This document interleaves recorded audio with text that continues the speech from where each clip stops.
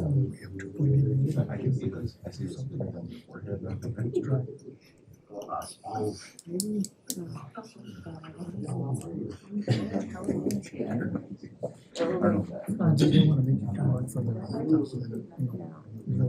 want to make it kind of like for the handicap accessible.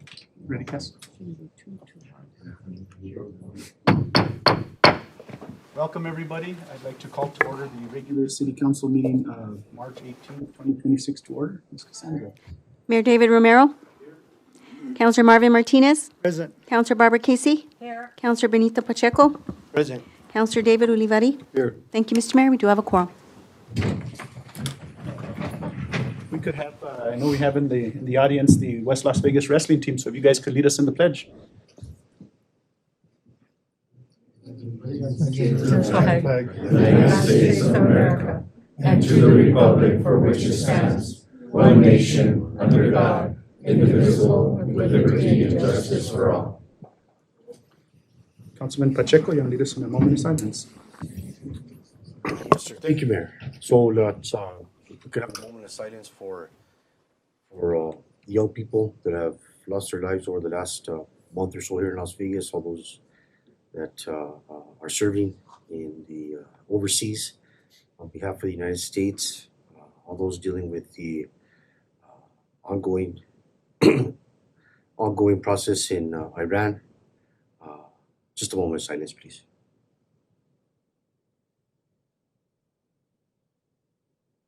Thank you. Thank you.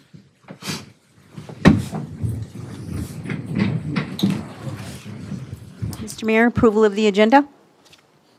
We had an opportunity to review the agenda. Is there any changes or recommendations from Mr. Manager? No, Mayor, I don't have any others. I did want to note on the record that under executive, the council will be here at 6 p.m. Okay. So, Mr. Mayor, I move approval of the agenda as presented. a motion by Councilor Casey, second by Councilman Martinez. All in favor, say aye. Aye. Those opposed, same sign. The ayes have it. Thank you, Mr. Mayor. Moving on to public input. We have no public input this evening. Moving on to our mayor's appointments, reports, recognitions, and proclamations. So at this time, if, I'll go ahead, I know we have Coach Juan Montano here with his wrestling team. So Coach Juan, if you don't mind coming up, I'd like to recognize another great season that you had this year. I know your boys placed third place overall in state, and the girls had a good turnout. So with that, I want to go ahead and we have certificates for those that placed, those that qualified, and those that participated through the season.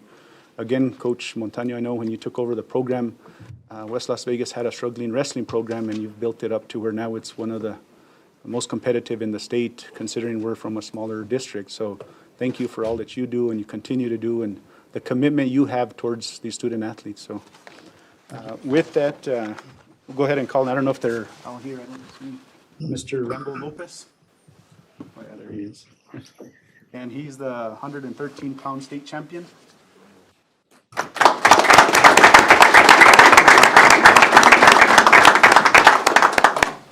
Congratulations. Actually, two-time, right? Congratulations, Secretary.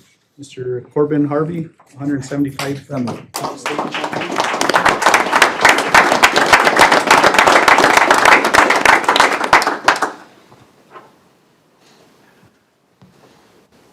Right on. Congrats. Congratulations.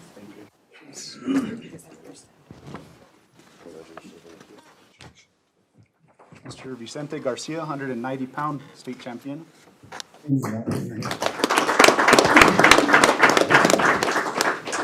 Mr. Santiago Medrano, 132 state runner-up.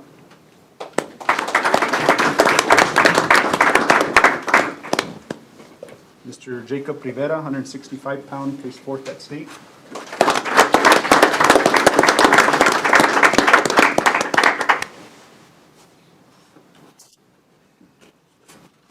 Congratulations.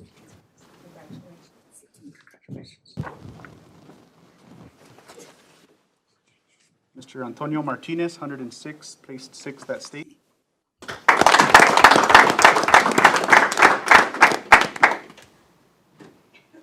We have Solis Medrano, 125, placed sixth at state.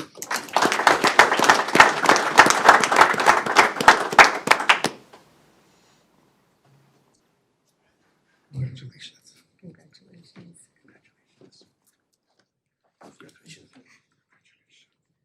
We have Jeremiah Ortega, 120-pound state qualifier.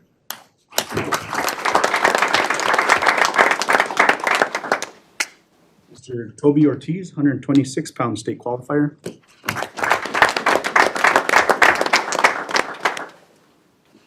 Kanan Ansley, 138-pound state qualifier.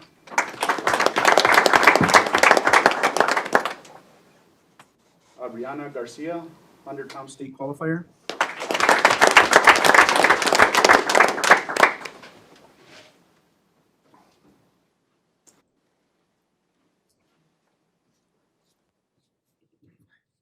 Congratulations. There's a smile in there somewhere. Congratulations. Congratulations. Not feeling the ice you did. Isabella Mays, 105-pound state qualifier.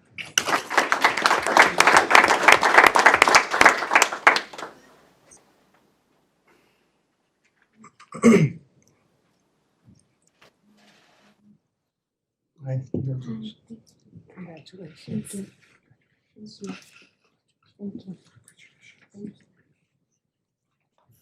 Haley Coca, 120-pound state qualifier.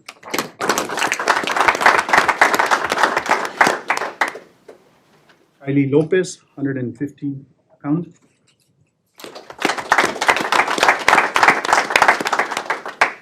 Santiago Abeta, a 250-pounder.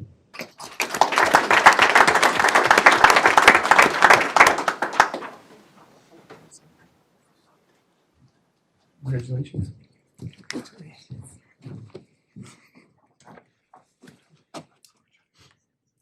Quinton Martinez, 157-pounder.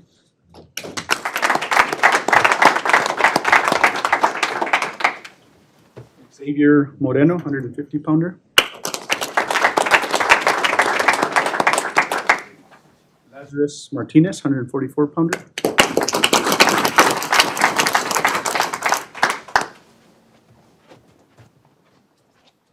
Congratulations. And I think we got him, Coach, all of them. So again, congratulations on a good season. And hopefully you'll be back next year and you don't retire on West Los Angeles. I don't know if you want to say a few words, Coach. Coach, I don't know if you want to say a few words about the season and then I'll let the council say. One of the things that a lot of people didn't know and recognize is West Las Vegas wrestling is one of those interesting dynamic. They have everyone, either you're in 5A or 4A, and so what they did was they clustered everybody, so you have 42 teams representing the 4A classification. One of the things that, well, hasn't been advertised or talked about is our wrestlers. We went with only 9 wrestlers. Aztec, who took first place, had 13. Belen, who edged us out by 2 points for second place, had 14 guys on their bracket. So they had this many guys. So the impressive team that we've got ended up pulling off a third place finish, considering we were outnumbered and undermanned, but these guys all came through. For those that didn't place, we appreciate the time that they stayed with the team, because actually those that did place ended up placing because of the efforts that these others that didn't place did for us. So we thank you for the recognition, Mr. Mayor and distinguished members of this council, and thank you and have a good afternoon. Councilors, I don't know if you want to say a few comments. Councilman Martinez. Thank you, Mayor.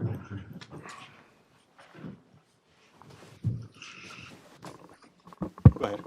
Thanks, Mayor. I just want to say congratulations, of course, to the team and to Coach. I've always called him Chief, so I guess that'll always be part of his title, but nevertheless, I want to say thank you to the entire team, and it's so nice to see all these young ladies participating in that sport. So, congratulations to all of you, and have a good luck and good luck next year as well. Thank you, Mayor. Senator Casey. Thank you, Mr. Mayor. I too want to congratulate the West Las Vegas wrestling team. I think you're awesome, and I'm very proud of you, and thank you for doing such a wonderful job of representing Las Vegas and West Las Vegas School District. I'm very proud of all of you, and I'm very thankful that we have wonderful coaches and parents that encourage their children to participate in sports that are good for them. So thank you for everything. Good job. Councilor Pacheco. Thank you, Mr. Mayor. Congratulations, West Las Vegas. Well-deserved honor. Congratulations, Coach Montano. For those that don't know why he's such a good wrestler, it's because we wrestled together in high school. And he had to practice with me every day, so that's probably why. No, I'm just kidding. But congratulations, Coach. I have to give a special shout out to Jacob Rivera out there, little cousin of mine. Also, I have to acknowledge that my wife is the principal at West Las Vegas, so West is the best. What can we say? So congratulations to you guys all. We thank you. Thank you, Councilor. Councilman Olivarin. Thank you, Mr. Mayor. Thank you, staff. Thank you, our wrestling manager and the kids. You talk to your kids, talk to them, and they realize what they can do. They're powerful. And the thing is that when you get out there and fight for what you do, for your school, whatever you do, just be always positive. Whatever comes out of it, it's because what happens. But always be strong with everything you do in your life. Thank you, Mr. Mayor. Councilor Pacheco. Yeah, I just want to also acknowledge the other coaches that I know of that aren't here tonight. Coach Chris Lopez and Coach Gabe Salazar. Is there any other coaches, Coach Montano, that we should recognize? There's John Trujillo, John David Salazar, Guillermo Castellano, James Martinez. They all help out. Well, wrestling is one of those things. Once you're in it, you're in it for life. So a lot of help there at West Las Vegas, and we really appreciate the output and the effort and again the dedication that you all have to your high school in the town of Las Vegas. Getting 2 more points. John Trujillo, he's another one of our right-hand coaches that we have in our coaching staff. Also, we wanted to recognize Ismael Lucero. I guess we are compiling the list. Sorry. Oh, okay, Ishmael, come on up. Come on up.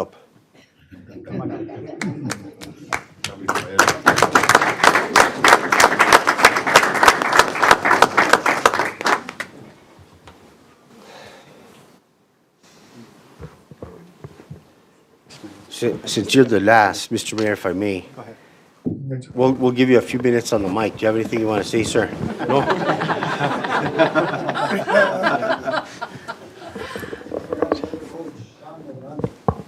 Sean Medrano. Thank you. And also, I know we have some parents in the audience, let's give them a round of applause, because without them, these student athletes wouldn't be where they're at.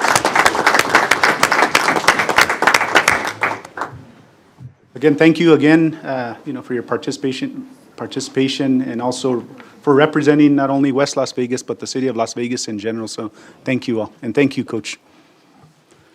Mr. Manager, did you want to say a few words? Mr. Mayor, ditto what everybody said. It takes direction, it takes leadership, hard work, and dedication, and wrestlers, one-on-one, mano a mano with each other, and so our mana as well. Mano is always masculine. But La mano. thank you as always, Councilor Casey. But just want to give them congratulations, hard work on their efforts. Thank you. Thank you, guys.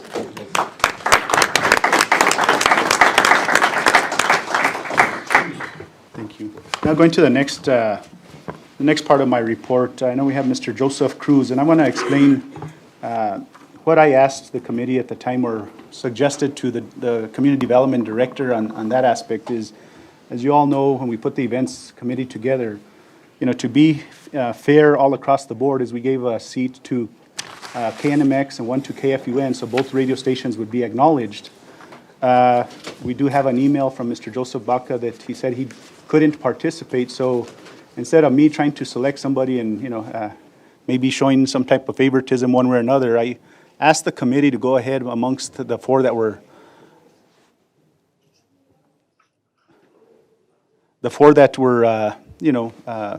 approved already by council, for them to choose a fifth person amongst the four, and they did that. And I guess in conversation, and I don't know, Mr. Dwight, if you want to come up and say a few words on that, on how you guys selected Joseph, and I appreciate that, because it was the four of you that came up with the name, and that's how we have the appointment, the name here for appointment tonight.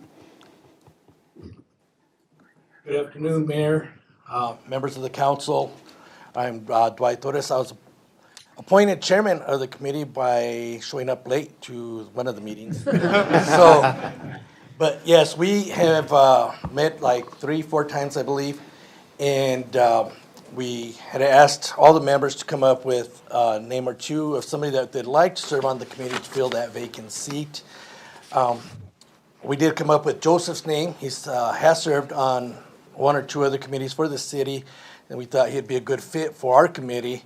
So we did put up his names. It was a unanimous vote by the remaining members of the committee, and hopefully with the committee that we have now, our goal is to work for, to level the playing field and to level the fairness of how a lot of these bands are chosen for the events that the city puts on.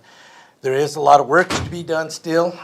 We have some work tomorrow evening that we'll do to move forward a little bit with a lot of this stuff.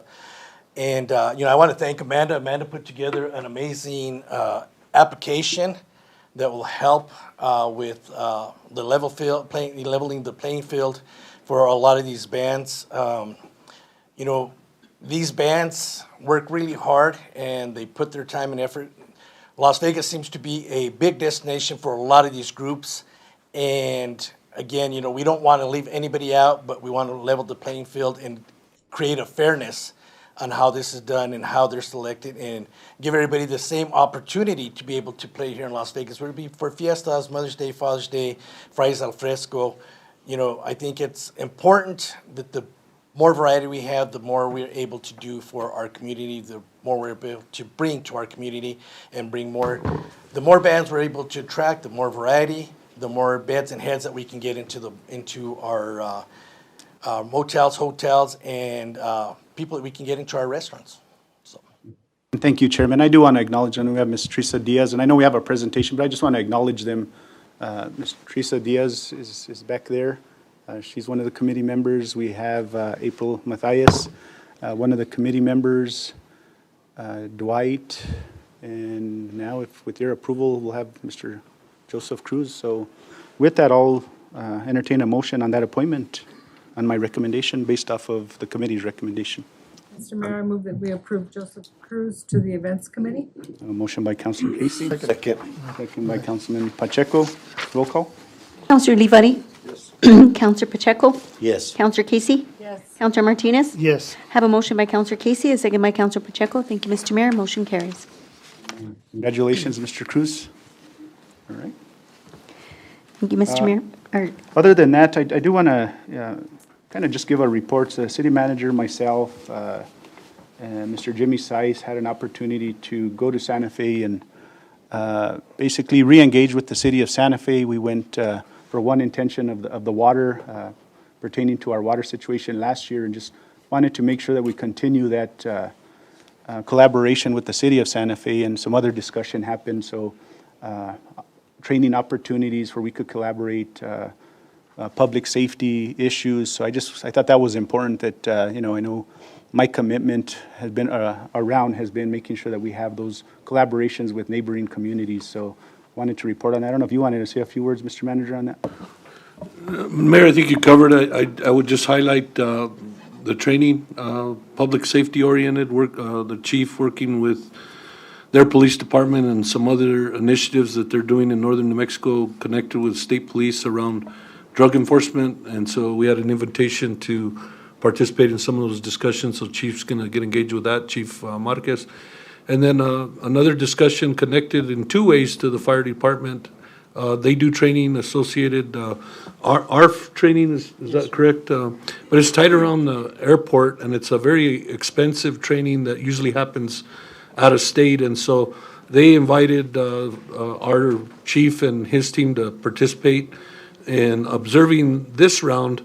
And then we're going to work to create the mutual aid agreements with the city that will bolster the relationship with the city. And then we can access those trainings as one of their partners, which will save resources, but more importantly, get certified staff to be able to participate. One other piece that's of significance, and you'll be hearing more from the chief as we rotate in chiefs from reports from the fire chief. But the ladder truck. The ladder truck is an investment that we need to work on and make to upgrade the one we have. But there's an opportunity to partner potentially with the city where they may lend us a ladder truck in the interim while we're getting ours worked on. So some pretty cool stuff and discussions that led to other potential partnerships with our neighbor to the west. Thank you, Mr. Manager. Ms. Cassandra? Thank you, Mr. Mayor. Moving on to our councilors' reports. Councilors? Mr. Mayor. Councilman Olivari. Thank you, Mr. Manager, Mr. Mayor. I'm a little upset because they never had called me to come in. I like to take pictures with everybody. But you know what it is? It is a bunch of bull. Because usually, I've been here for a lot of years, and usually they call me and tell me, hey, we're going to do this. Communication. It only takes 10 minutes, 5 minutes, Mr. Manager, Mr. Mayor. Thank you. It's helpful because I come here, try and be here in time, 15, 20 minutes. But if we don't have any communication in this city with all the staff and all the counselors, where we're at, and that's not right. Thank you.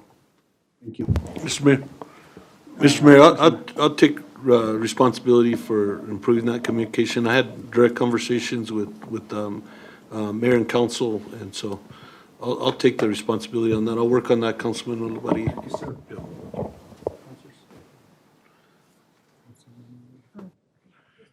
Councilman Pacheco. Thank you, Mr. Mayor. Thank you for everyone for being here. I don't have too much of a update tonight. We had two back-to-back meetings, if you will, 2 weeks in a row. I just want to reiterate some of the things that have occurred in the recent past. One, the speed enforcement cameras. I think that's going to be a big plus for public safety in Las Vegas and free up some officers for other duties. As part of my platform for election, I will note that public safety was one of those platforms. I conferred with Chief Marquez through part of that campaign. He actually corrected me on some stats I was giving out. I was a little low on some of that information. But I just want to reiterate to Ward 2 and to the city of Las Vegas, we have an officer shortage. We're looking for officers to help fill vacancies on the city police department. And I don't think that we can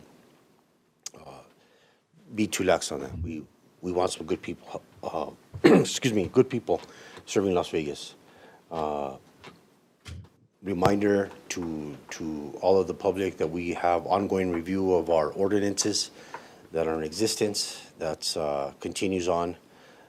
Like any good housekeeping, we have to see what is still valid, what's still in use, and update to what's actually valid in today's world. I haven't forgot about maintenance and graffiti and supportment of code enforcement. I think those are important issues. Things take time. I've seen things occur. We've made some strides, and it's a marathon. It's not a sprint. But I appreciate the attention that the city directors and the city manager has provided to that. We're on a path moving forward.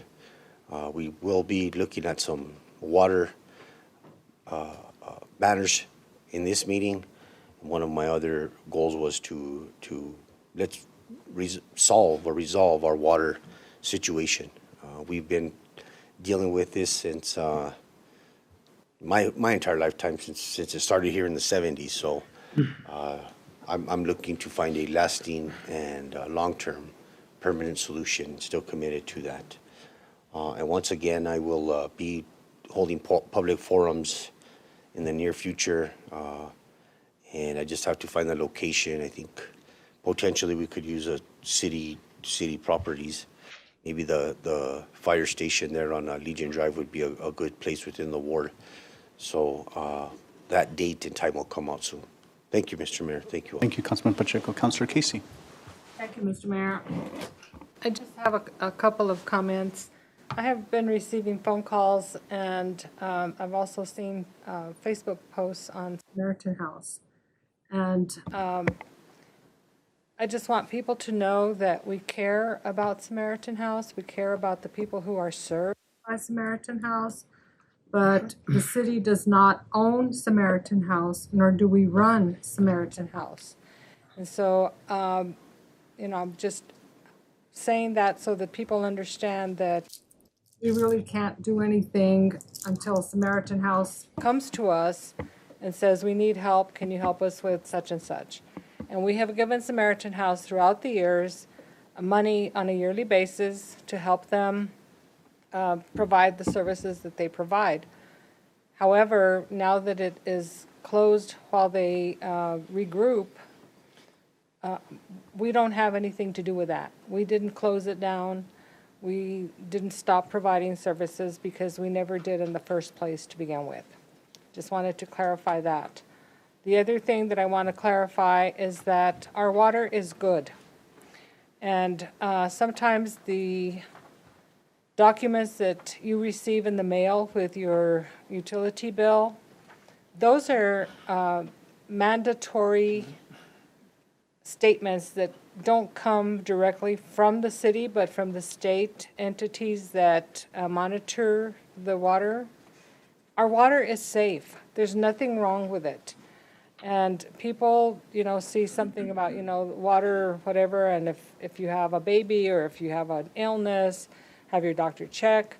That's just regular language that they put in every single announcement or notice. It doesn't mean that our water is causing anything like that. And so we drink water, my husband and I, every day, all day long. We shower with it, we wash our hair, we do laundry, and we're still alive, and we haven't gotten sick, and we're not going to get sick because our water is perfectly fine. And I want people to understand that. And if they do have a problem, it might be, if they say the water's coming out yellow, it might be their own pipes in their home if they have an older home, or it might be a water leak someplace that's, picking up other particles in there that shouldn't be there. But call, and I know that the water department will be happy to go out and check and see what's really going on. But our water is very safe to drink. It doesn't taste bad. It doesn't have funny taste. It's not turbid. And so I just want people to know that also. I do have a question on the little library that one of my constituents called about adding that to Hannah Park, because she has quite a large number of children's books that she would like to put out there, someplace close to where the children can get them after they come out of school or on their way home from school on the weekends or whatever. So if we could maybe in the future get an update on what's the possibility of that happening, that would be wonderful. And the last thing I want to say is that I'm really, I feel very blessed being in the position that I'm in, because Las Vegas has wonderful, hardworking employees. And people have to understand that some of the jobs that the employees perform are dangerous. People can be injured. Our employees can be injured. And, you know, if you get a PSA or you see something on Facebook that says, please, you know, watch out for the workers, or, you know, they're checking the water lines in such and such a street, or there's a fire on such and such a street, stay out of the way, because those people are already in danger to begin with. They don't need people to be driving close to get a better look at the fire, or to get a better look at, you know, what pipes they're checking or whatever it is that they're doing. The employees need to be left to their job so that they can do it well, which they always do, in my opinion, because they work very hard, they're dedicated, they're careful, they're polite, they try to work with people. So please understand that, you know, we have wonderful employees, but many of the jobs that they perform can very easily turn into a bad situation if they are injured during the jobs that they are doing. So pretty much that's all I want to say. I want to thank the employees for the work that they do. And like again, I said, I'm very proud that we have the wonderful employees that we do have.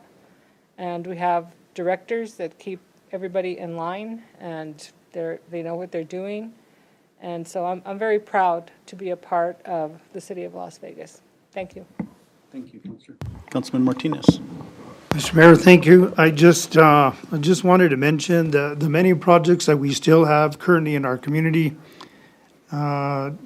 There's projects throughout the community, number one, but some streets and some, infrastructure that goes into our community. But that just shows the commitment that we have as a governing body, and the people that help us get those grants. You know, we've got directors in the right positions to be able to do that, and I applaud their efforts, because we continue to get something done in our community, and I appreciate that a whole lot. We've got street projects that are coming up. We've got commitments for, Plaza Park and so forth. Projects don't stop. And I don't know what it was like prior to, this governing body, maybe several years back or so. But today it's a new day, and we're doing things in a different way. So a big shout out to all our directors, number one, for getting those grants, receiving those grants and following through to make sure that they're there for our community. It's good to see anything happen in our community, number one. When you have a street paved, it's such a great thing to be able to actually drive on it. So we continue to do those things every day. The directors continue to find the resources for those grants, and then we also have a grant finder, Robert Archuleta. We appreciate what he does as well. But all of you directors, in every way that you do, I want to say thank you, because, and there's a lot to be done yet. We're just getting going. But there's a big commitment from us here, all of us five, and you guys, to make sure that our community gets the needs taken care of that we need. And we're gonna get there. We're gonna make those strides, and we're gonna get to where we need to get, whether it be water, streets, sanitation, gas, even community development, police department, fire department. I appreciate all of those working together, finance. Everything works because it's noticeable to our community. So I just want to say thank you to all of you guys that do that hard work for us. Thank you again. Thank you, Councilor. Ms. Cassandra. Thank you, Mr. Mayor. Next on our agenda is the finance report. We have our finance director, Mr. Morris Madrid. You need Mr. Madrid. Good evening, Mayor and Council. Report will be fairly routine. Our finances, our budget standing is all in good shape. As you can see on the revenue side in the general fund, our gross receipts tax and revenues in general, even our property taxes are still on an upward trend. So that's a good thing. We expect that to continue at least through the rest of this year. On the expenditure side, the pace of our expenditures is normal. It's higher than last year, as I mentioned last month, because of our compensation for employees across the board. Where you see any anomalies, I'll give you a couple of examples. In general services, we prepay our insurance at the beginning of the year, so that kind of skews it. It's not steady throughout the year. In other departments, and you'll see this in utilities also, where we make large equipment purchases, that puts a spike in the earlier part of the year and evens out by the end of the year. So in general, our general fund is in very good shape. You can see that we're always conservative in estimating our revenues.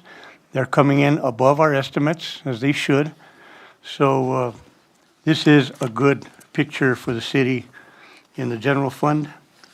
In the enterprise funds, again, same thing. These revenues are seasonal, and these budgets are based upon revenues projected and reserves that have been appropriated. So even though you may see some of the revenues lower than the expenditures, we did anticipate that in the budget because we appropriated some of the cash reserves that had been sitting there. We always maintain a good, solid reserve base, so there's no concern there. Our cash reserves are very strong. You'll see that at the very end on the last page. In the Recreation Department, we do have some increases in revenues in some of the programs. Again, these are seasonal. You'll see an increase in the employee expenses because we're fully staffed now and we do have expanded hours. So although the expenditures are going up, the service to the community is going up with it. So that is a good thing on both sides. In the Lodgers Tax Fund, you'll see that the budget and the expenditures have gone up. Again, that's because of budget adjustments that we've done to appropriate reserves that need to be spent. In the Lodgers Tax Fund, there is a statute that requires that we cannot keep reserves in that fund for more than 2 years. So in getting close to that, with the board and this administration, found ways to efficiently and effectively spend that, both for events and for infrastructure. And I think that kind of shows itself year-round now. In the Cannabis Fund, the revenues are up just a little bit. The expenditures, again, are from expenditures that were authorized by this body last fiscal year, but didn't arrive, equipment for the Parks Department in particular, and were paid this year. So there's no issue there. That was expected. Pardon me, you didn't mention lodger's tax. Yes. No, I think you skipped You it. skipped it. Oh, I did talk about it. No, I guess we did. I'll real briefly, I'll go over it again. I guess I'm thinking about It's the- question I have to ask them. Yeah. Oh, okay. Yeah, okay, never mind, sorry. There's going to be a quiz. No, I'm just kidding. For the show. In the opioid fund, we did get an influx of some additional revenue that we haven't had any discussion on what to do with it yet. I'm sure that'll be part of the discussion between the governing body and the manager when you do set priorities. In the FEMA fund, you will see one thing. We have started to transfer money to NMED for the water plant construction project. That's the number that you see in the FY 2026 actuals. In connection with that, you will start to see on the very last page a change in our local government investment pool. because what we've started to do, and you'll see it in next month's report for the month of March, we've started to transfer money from the investment pool out of the 98 million and the interest earned back to our general fund and then transfer that money to NMED. So that process has begun. You will see the change in these numbers next month. And I'll go over that in a little more detail when these numbers are reflected on the report. In general, we are financially strong. We continue to be, and it has nothing to do with FEMA money or not. The city is in good financial position even without that. We are starting the budget preparation process earlier this year. That'll include all the department heads, the governing body, and the manager. And the process that we used last year, although it was a little later, was a very good process in that we just sit around the table and go through the history for each department with the department heads and their appropriate staff there. And what are the changes? Do you really need this? Is it reasonable? Is it necessary? And it's developed itself into a very good process. That'll include the governing body this year also. So we look forward to that. We've got a lot of work to do. That concludes my report, Mayor and Council. Thank you, Mr. Madrid. Councilors, any questions? Mr. Mayor, Councilman Martinez. yeah, I get this asked quite a bit out there with the public, and a lot of the public want to know what our operating budget annually is. And I guess what I want to do is I want to hear it, from finance so that we can portray that information, appropriately for those ones that are listening in, so. Right, and primarily, all of the enterprise funds operate independently. Right. They are expected to maintain themselves. You can see on the first page, our general fund operating budget for the year is $28 million, what we spend. And you can see department by department where that comes from. I'll give you an example that depends on the weather. The gas department, we could budget 10 million. If it's really warm, we may only spend 5 or 6, but the revenues are tied to the season, and so are the expenditures. Because if we don't buy much gas, we don't sell much gas. We have a certain portion of our budget, just like the general fund, that is fixed, that we have to pay for just because employees have to show up to work and things need to be maintained. Department by department, they can vary. In the water department, if you have a large project during the year, those expenditures may be a lot higher. There may be a spike one year. There may be a year where the funding wasn't there, or we had funding from other sources. For example, the Water Trust Board, which we're waiting for some news on. If we get other sources to pay for some of our operating expenditures, then they're down. There's a lot of factors that go into that. But one thing that we can do, and maybe we should with the direction of the managers, is post these reports on the website. At least there's a quick reference to the bottom lines and department by department. These are very easy to read, and we can include information from the department for any of the public that has questions. That's one thing we haven't done. Maybe we should, Counselor. Mr. Mayor. Thank you. Mr. Mayor, councilors, I just want to note on the record that the full packets with the full content is published as part of the packets that the clerk publishes, but we can work on an executive summary that targets the key aspects. I think that would be a good tool for an overview, but the full packets are published for public review and consumption. Thank you. Thank you, Morris. Thank you. Thank you, Morris. Mr. Mayor, next on the agenda is our city manager's report. We have our city manager, Mr. Robert A. Anaya. Manager.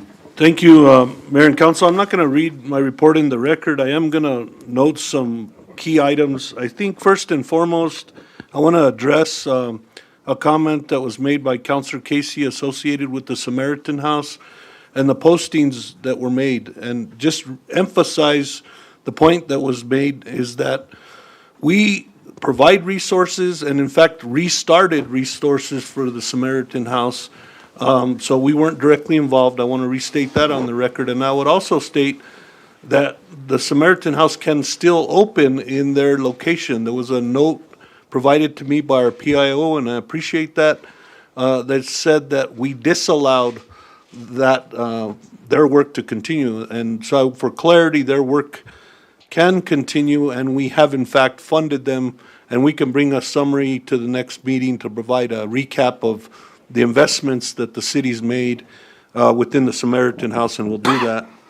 I would also note that the water is good, and so I want to confirm and clarify the water is good, and compliance-wise and direct partnership and relationship with the city through city and state through the IGA, but through our normal compliance process that's required by all entities that have water systems statewide. Our system is in compliance with those regulatory requirements that are put upon us. So the water is good. I want to extend a thanks to our legislators in the region, Senator Campos, Senator Stefanix, Representative Gonzalez, Representative Chatfield, and not in your report, but Representative Joseph Sanchez, I want to say on the record.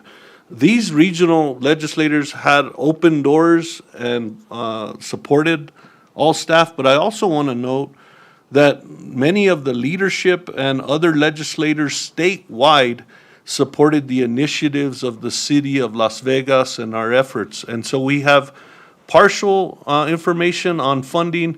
We'll get a complete picture, which I'll bring back to the council on what we'll end up with Water Trust Board, and we're going to know that coming up in April. So I'll bring a comprehensive breakdown of that money once we get the final report.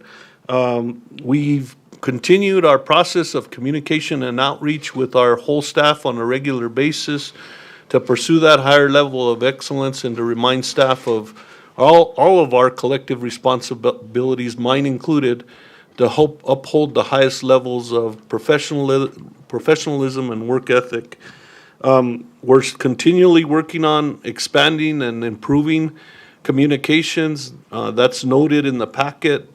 I want to thank the whole staff and the team and the council, mayor and council, for requesting additional clarity and information. So we get better and we continue to work to improve information to you, which in turn is better information to the public. I want to note on the record new hires. It's an item that's come up from Councilor Casey and others relative to who are they. And so I want to note Reyes Rubio, a new laborer in gas department, Mark Estrada, a laborer in gas, Benito Cisneros, a laborer in water, Joseph Vigil, OIT, I think, is that yours, Travis? Yes, sir. Water treatment systems. Andrew Duran, I want to welcome our new deputy chief to our team. Sean Montoya, a recreation specialist. Leticia Romero, recreation aide, and Crystal Tenorio, a site supervisor at our Pecos and San Miguel site. So want to welcome all those new people to the city. The other thing that we're working on, we started that process today, is we're working on IDs and badges citywide for all employees. So we'll actually have faces to the names that will ultimately have, we'll be careful about that, associated with confidentiality with public safety individuals, but for intranet within the city, we'll make sure that the governing board has access to those people so they can not only know who they are, but see who they are here at the city. So I wanted to note that.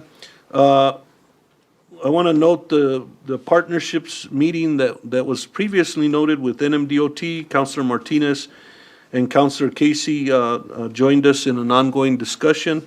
We had a discussion already about that, but I wanted to reflect that in my report. And the continued progress on the water treatment plant. We're going to have more and more updates because there's such a high volume of information. that's coming in. We're gonna have more regular updates to the public in mayor and council meetings, but we're also doing more updates internally amongst councilors and the mayor to make sure everybody is up to speed with that ever-changing dynamic of the water treatment plant. People in outreach, there's many items, and people noted there that the full team citywide has been helping with, and I want to note and appreciate those efforts.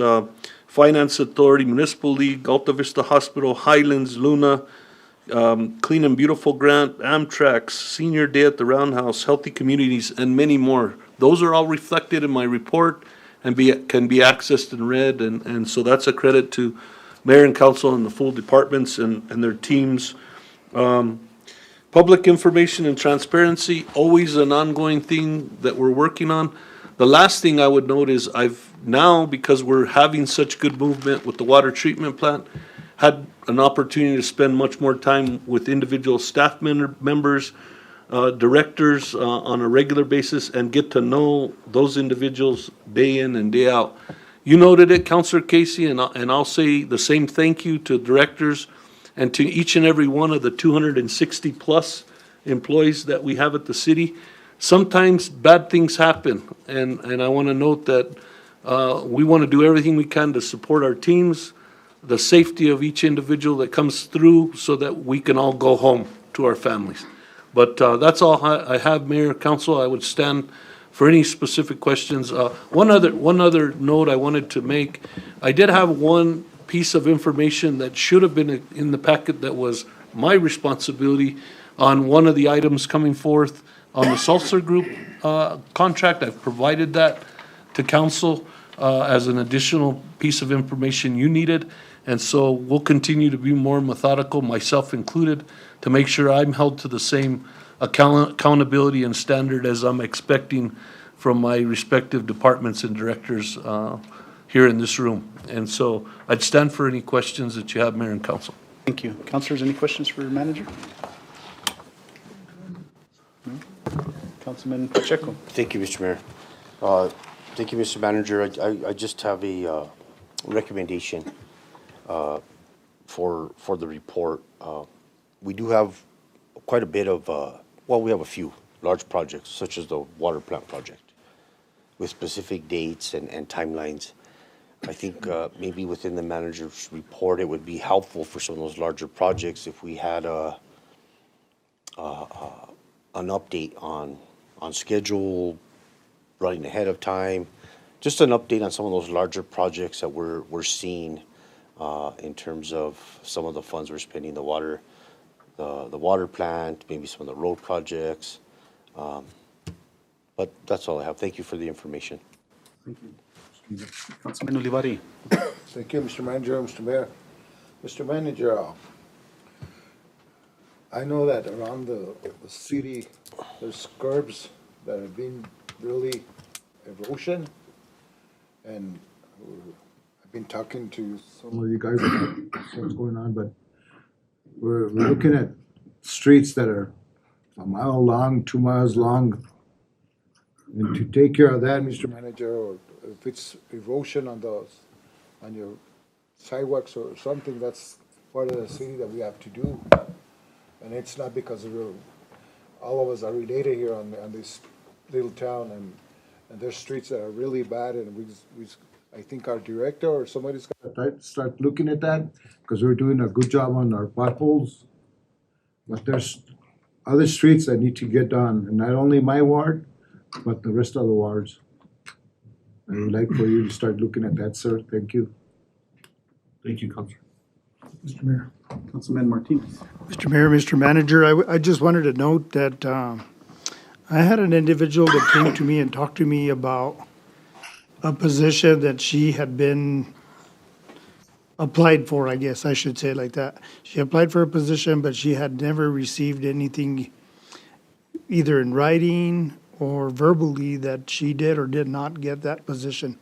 I just want to, I know we've hired a lot of people, and I just want to make sure that we're being fair across the board, and we're letting people know as well, whether they did receive that position or not. Thank you. Thank you. Thank you, Mr. Manager. Thank you, Mr. Mayor. Moving on to our next item, presentations not to exceed 10 to 15 minutes. We have a presentation by City Manager Robert A. Anaya, Community Development, and the Events Committee giving a fiesta planning update. Mr. Manager. Mayor and Council, I'd like to ask Mr. Marquez to please come to the microphone. I don't know, I think if Mr. Torres, if you could come forward as well. I think Mr. Torres, the chairman, did a really good job doing a summary of the work and what they're doing with events. But I just wanted to note on the record, and then I'm going to turn it over to Mr. Marquez and Mr. Torres, is that we're a full house team, all staff, all hands on deck, from a public safety standpoint, fire and PD, to the bands we select, to the vendors that we're working with. We really are making sure that it's a comprehensive effort that is communication collectively, and that we're doing it transparently. And so that process is ongoing and happening, and I'm happy with the progress, and it's been great to have the input from the events committee, and all hands are on deck with each department, each public safety entity understanding their roles and responsibilities. And so that's a credit to everyone from the clerk to everybody in the city, every department citywide to help put this event on. And Mr. Manager, if we could also get Miss Amanda and Mr. Chuck Grego up here to join them, because I know they're a big part of, as this events committee's, they're going through all these discussions, that they're also in there. Absolutely, Mr. Mayor and Council. Those two individuals, along with the whole team, are doing a lot to make sure that we're all in the loop and that the community is well aware of what's happening. So I'll start with you, Mr. Marcus. Go ahead. Thank you, Mr. City Manager. Appreciate that. Good evening, Mr. Mayor and Council. Coming here and just just to start off the whole conversation, I've been extremely lucky, and we're humbled to go ahead and have this board and committee that we have there. They work really well together. I'm really excited to be able to work with Mr. Torres over here and Miss April and of course Teresa. Mr. Alvin Hiron couldn't make it, and now we got our fifth member, Mr. Cruz, and I know he's going to be a good, valuable asset to us. We've been functioning in the capacity of getting ideas put together. The first couple of meetings were kind of just pushing back and forth to see what we can come up with to be as transparent and as fair as we can to everybody. The great news is that Amanda joined the fight with us, came up with some great ideas, and I know she's humbled to say it, but she put together one of the best applications I think that we can have over here. Gives us a lot of insight of how the bands project themselves to the community, how they feel they're going to benefit us, how they're going to benefit themselves, and puts a lot of the application at their hands and gives them ownership of this event as well. Her goal was to get at least 50 applicants, and she's exceeded that by 7, so we have 57. We did give them a time limit of about 3 or 4 weeks, Amanda? About 4 weeks? A couple of weeks. Yeah. A lot of advertisement. We got a lot of hits on Facebook. We pushed it everywhere. We shared as much as we could. Amanda went out to certain places. Chuck went out to certain places and gave some flyers out. We did what we could to the community to make sure that everybody had a chance to apply. And the ones that applied are on that list right now. And we're going to use them to compile who's going to be playing at all our events, our events that everybody wants to play in. Mother's Day, Father's Day, Fridays Al Frescoes, and our most prestigious one, the 4th of July Fiesta. I do want to make sure that Amanda did put a little presentation together that we could, I don't know if we could put it up on the board, sir, if that's okay with you. And we can go from there. And I'll let Amanda explain a tiny bit of that. And we'll stand for any questions afterwards if need be. Good evening, Mayor and Council. So on the presentation, as you see on the screen, these are the 57 applicants that applied. So you will see one in there that's a test, but that was ultimately for quality control. So I filled out the first one just to double check, make sure everything would work good. So we got some great bands, a lot of them that do play for us, regularly, but we also have some really new ones. So that's great. So we're definitely branching out.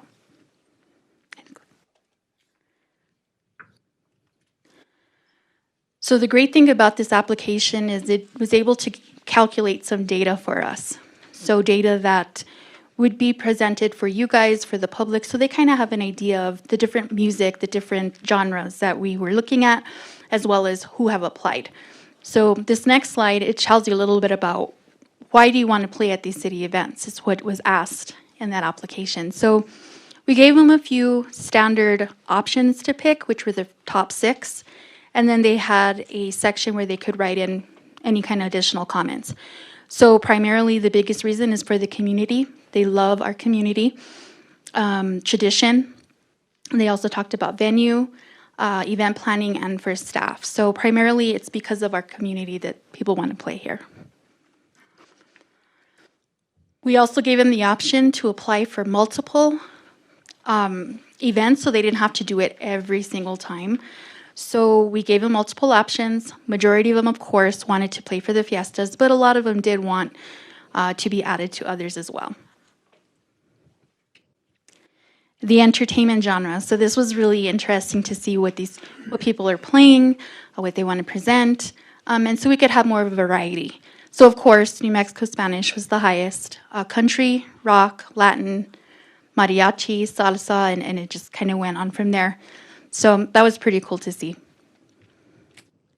We also asked if people would be interested in playing at new events. So let's say we decide to do something different this year. We have them on board already, so we can reach out to them. So 87.9% were willing to do that. How long would you like to perform? So that was a big question. We were kind of curious, do people want to play for 1 hour, 2 hours? So the majority wanted to play for the 2 hours, and we had some for the 1 hour. So that helped us as far as moving forward on how we put together the actual listing. The next thing, which was interesting because we talked about cost, so we put this in there to kind of get a vibe of what people were willing to give and not give, right? So we're looking at, are you willing to donate your performance? 89.7% said no. 10.3% said yes. One of them was me, which was a test just to try it out. And we had 5 others. So I did name those individually on there as well that were willing to donate their performance. So I guess it's an idea, moving forward. How do we leverage cost? How do we deal with that? But so as of right now, it's really only for revenue. That's why they want to play. And then this is just some real general information, range of fees. So we had as little as $50 an hour, up to $4,500 an hour. And for one, it would be $6,000 for 2 hours. Majority, on average, was $1,500 an hour. Common rate, again, was $1,500 an hour. 11 respondents did state so. And if we talked a little bit about how they broke down their fees based off of their members, how many members do they have, how long have they been a member in a band, and additionally on top of that, we also had them upload information, so videos, professional pictures, with the understanding that the city has the ability to use them for marketing purposes as well. But it also gives our committee, as well as mayor and council, our city manager, the ability to hear them. Because there's some bands that we aren't sure what they sound like. Would that be marketable to the public? Is that something that our public would want to hear? So it gave us a really good overall view. The other thing that the application did is it did it by time. Date, time stamped, and so forth. So when they submitted it, we know exactly when it came in and when they finished it. They couldn't edit the application, so we got all the primary information. And then we also asked them why they wanted to play here. What benefits would they bring?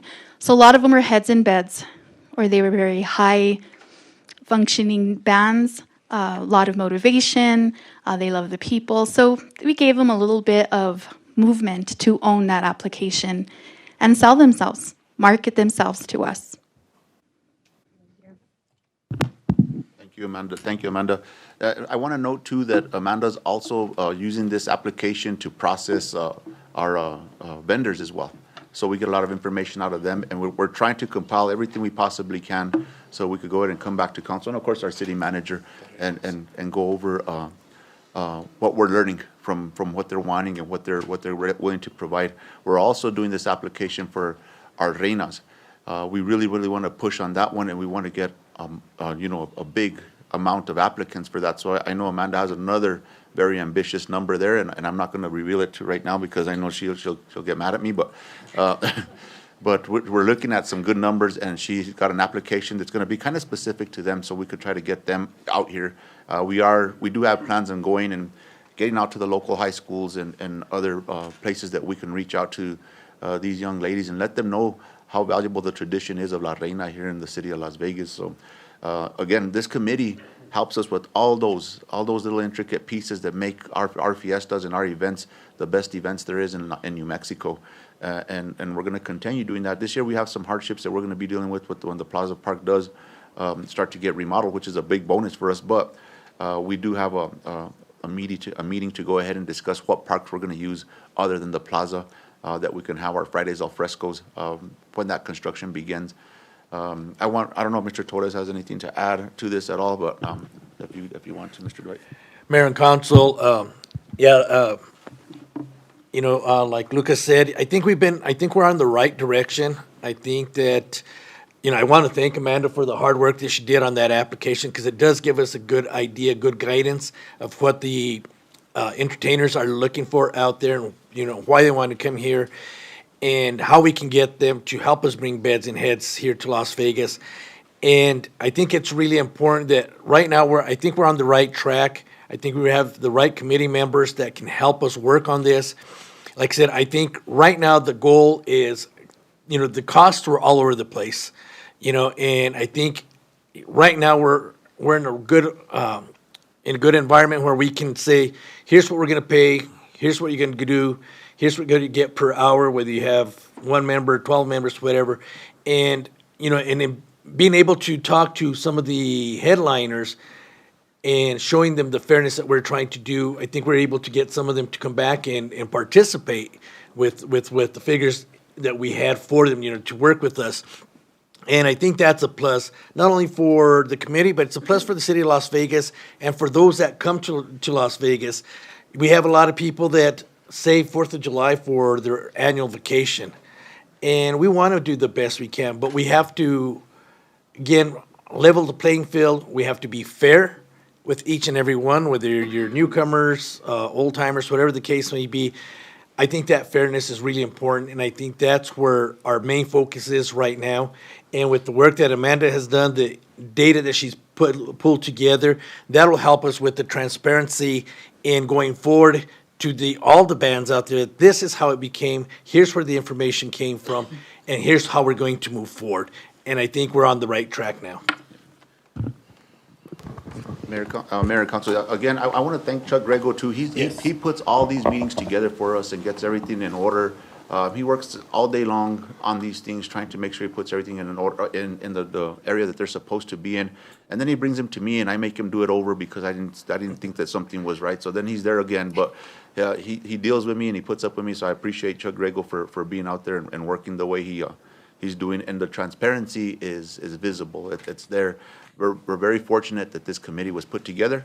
I think it's gonna have a good impact on us. The information we're gathering is just perfect, and I got to thank our city manager for the support and the executive staff for being there and supporting me. Our police chief that shows up in the meetings all the time, and of course our committee. I mean, without them, and they're very busy. These Teresa and April, they run their businesses, and Alvin's retired but has a little business on the side that he has to do, and of course, Mr. Torres is our probate judge, and Mr. Cruz, again, another one that's running a little business on his own and doing what he has to do to make ends meet, but they make time to be here, and I appreciate them for being here and helping us get this difficult. It's a very difficult event off the ground, and we are behind the 8 ball on this one, but with their help, we're going to catch right up.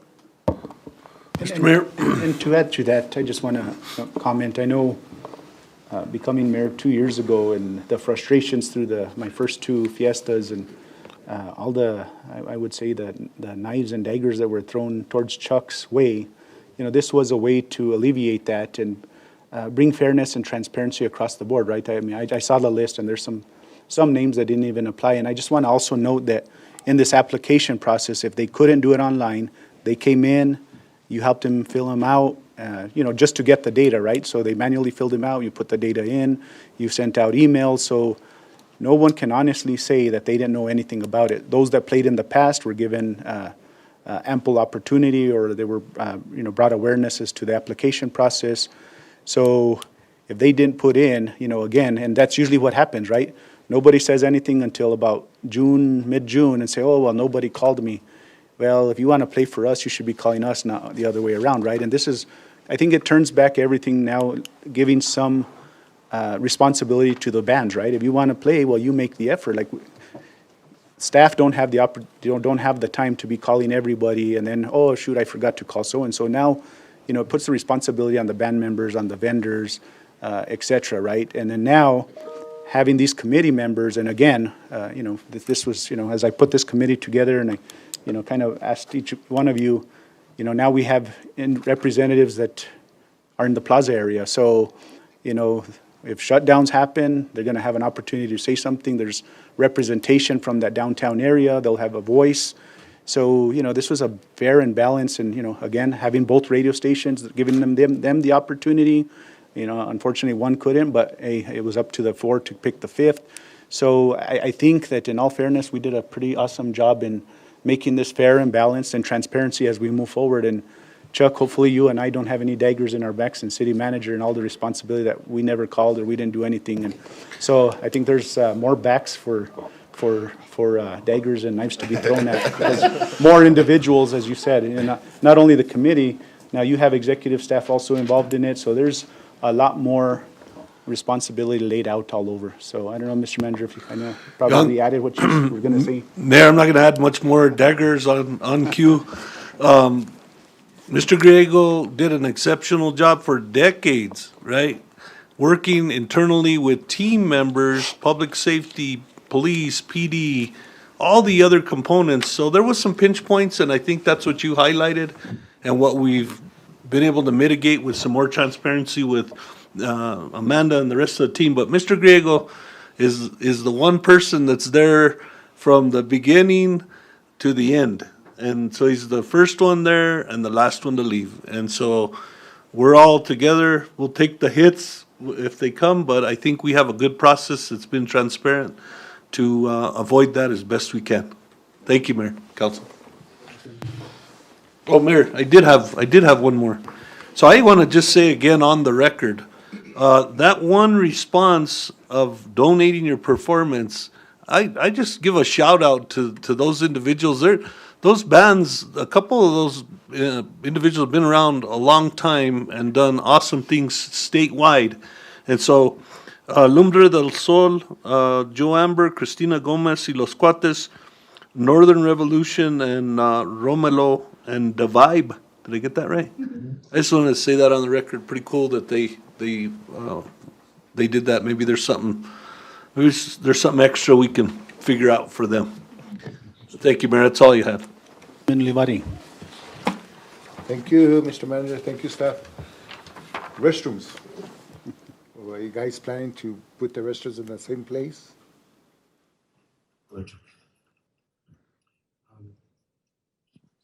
Yes, we'll have 51 porta potties, and they'll be divided 10 by West Las Vegas, 10 by Frankie Antiques, the Plaza Hotel, and then by El Encanto. Have you taken a look at the corner of Moreno and Hot Springs? I think it's a city-owned property, right there by the police station. Yes, that area is, a lot of our vendors utilize that lot because they're not allowed to park in the circle once they set up. So they'll put their excess vehicles on those lots, and then a lot of our city staff park there as well. The thing is that our public restrooms are really sometimes filthy. And then, I'm just kind of looking at that because I do visit the park, and Friday festivals are the best for our community, our Okay. Right. The other reason, Councilman, respectfully, is we have a lot of people who attend the fiestas who are physically not able to make that length of a walk. So we take those into consideration as well. So it's a difficult thing. And then we have them serviced like 4 times a day. So every time they come out, it's an extra cost to the city. So we try to lower that cost as much as we can. But it's a fine juggling act. But we'll look at it again. Thank you, Joe. Yes, sir. Thank you. Councilman Martinez. Mr. Mayor, thank you. I do appreciate the committee and everything that's going on. Thank you, Amanda, for doing your part as well. And I want to go back a little bit and just give the general public, this year, we're going to have less events probably at our city park, at Plaza Park. And I think the general public doesn't really understand what might be taking place. Some have heard about a grant and so forth, but I would like, even if we can't do it at this point, maybe just touch on that at one point, maybe another meeting or something, just so the general public can understand what will be happening to our community as far as that project, okay? We've got up to the 4th of July set up, and then I know that Arnold with his department, we're already looking at plans to what we can do in reference to the park. So bathrooms is a real big thing, yeah. Somewhere along the lines, I'd like to see what we can do as a community to purchase a building nearby. That's almost impossible. Everything seems to be taken up already, but it would be better than having the porta potties, throughout the event. Moving forward is what I'm talking about. This year is pretty much in the works, but for that planning that we have going forward, we just have to do this. We have a lot of elderly that go to the fiestas and so forth, all the events that are planned. Let's do it right. And, the fiestas have been in place for generations, okay? We need to really put our heads together and get that figured out. So I just don't want to leave out that piece. It's an important piece, and I think we need to talk about it definitely, at least in another meeting. Mr. Mayor, if I could. Mr. Mayor, to Councilor Martinez's point, just would note on the record again, we did receive over $2 million based on direction the mayor and council gave for the grant to get resources directly in Plaza Park. And so that process of implementing that work is going to begin after the fiestas, and we'll be doing planning and work at the park. So I just wanted to note on the record. I would also note on the record that Councilor Martinez, you brought up the bathroom discussion. That is one of the items that I have, based on your request, for us to dive into deeper as we have our discussion in budget, as well as the retreat with all councilors and all wards in their respective projects. Thank you. Thank you. Councilman Pacheco. Thank you, Mr. Mayor. I just want to say thank you to volunteers. Judge Torres, thank you for your time. Mr. Cruz back there, I know you're just became a part of it officially. I know there was one other volunteer that is not able to be here. I didn't catch your name, but Mr. Alvin Hidon. Alvin Hidon. And April. Okay. Thank you all for your time. I know it takes a level of commitment to participate in this. City staff, thank you so much. I just want to note that I've worked with Mr. Grego on past projects when I wasn't involved with the city in any capacity, and I've always found him to be very responsive, very organized, and I know you're doing a good job for us there.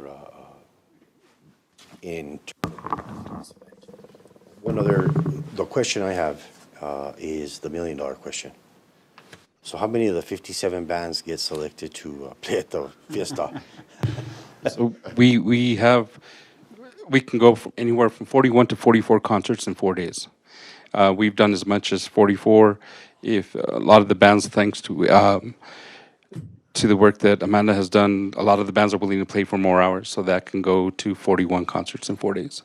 And Councilman Martinez, the only thing that will be moving is the Friday al frescoes, and that'll only be August and September. So that'll be 8 concerts, roughly 8 concerts for the Friday al frescoes. But back to you, sir, it can go up to 44, 41. Thank you, I appreciate it.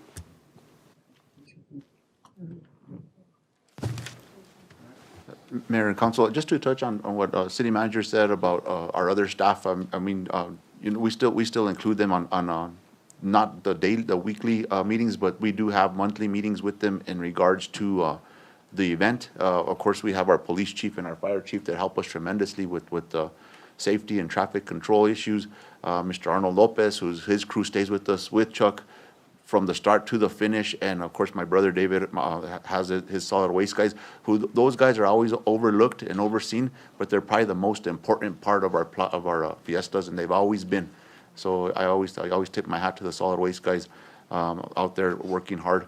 And I just want to thank the council and the mayor for allowing us this opportunity to have a committee, and of course our city manager. Thank you, Mr. City Manager, for this opportunity. And again, I just appreciate your support. Thank you, guys. Also, the city clerk's office and Morris Madrid and his people, Cass does all the contracts for us. She numbers them, and Morris's staff process them all. So it's a lot of work. She does show us how to get all the meetings in order so that we're not violating any issues. So Thank you very much, Cass. And just one, and I know, this was presentation, but maybe also I think the big part, and that we haven't touched on, I know it's a separation and he's not here today, but marketing.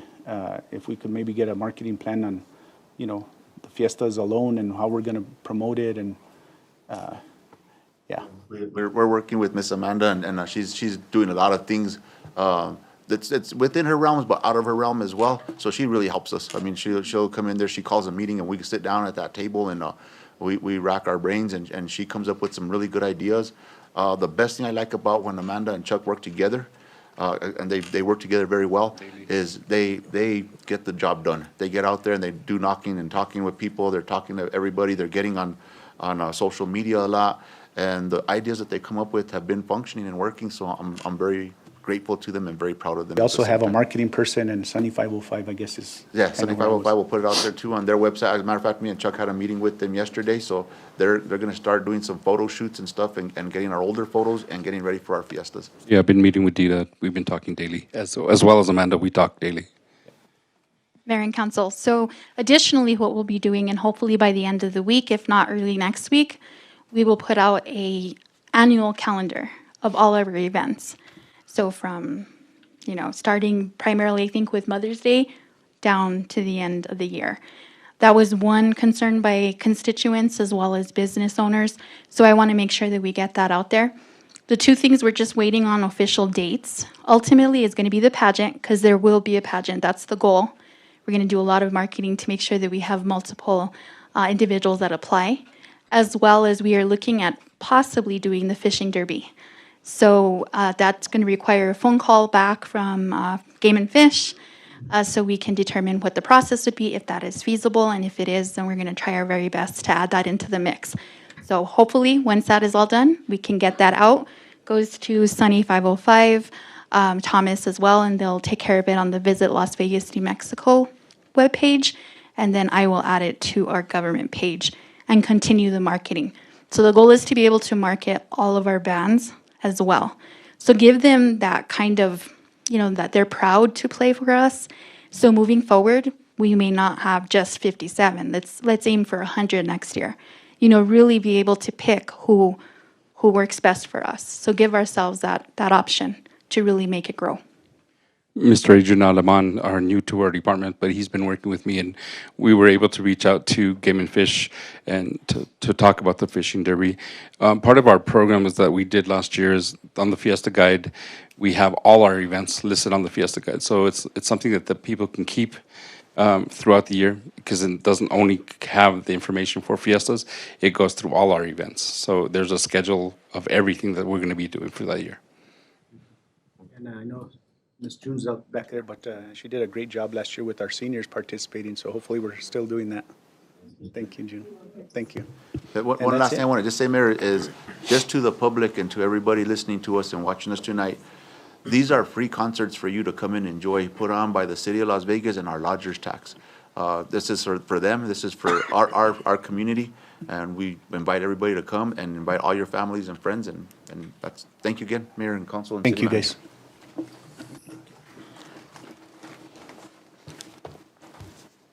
Mr. Mayor, moving on to our next item, which is our consent agenda. I may read those into the record. Yes, please. Item number 1, request approval of addendum number 3 to contract 395823 with Molson Corbin and Associates for professional engineering services. Item 2, request approval of addendum number 3 to contract 395923 with Electric Horseman for commercial electrical services. Item 3, request approval of addendum number 3 to contract 396023 with New Image Construction Incorporated for on-call commercial plumbing services. Item 4, request approval of addendum number 3 to contract 396123 with All-in-One Excavation LLC for on-call commercial plumbing services. Item 5, request approval of addendum number 2 to contract 407424 with BTU Block and Concrete for building materials and related supplies. Number 6, request approval of addendum number 2 to contract 408124 with Holiday Outdoor Decor, a.k.a. Temple Outdoor Decor for building materials and related supplies. Item 7, request approval to ratify addendum number 2 to contract 406724 with Pavement Sealants for building materials and related supplies. Item number 8, request approval of addendum number 3 to contract 396523 with Double E Incorporated for maintenance and emergency repairs to the city natural gas transmission. Item 9, request approval of MOU with the Las Vegas Little League. And item number 10, request approval of MOU with the La Plaza Little League. That we approve the consent agenda as it was read into the record. Motion by Councilor Casey, do I have a second? Second by Councilman Olivari, roll call. Counselor Pacheco? Yes. Counselor Martinez? Yes. Counselor Casey? Yes.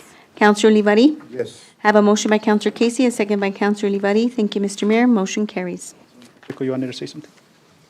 Yes, thank you, Mr. Mayor.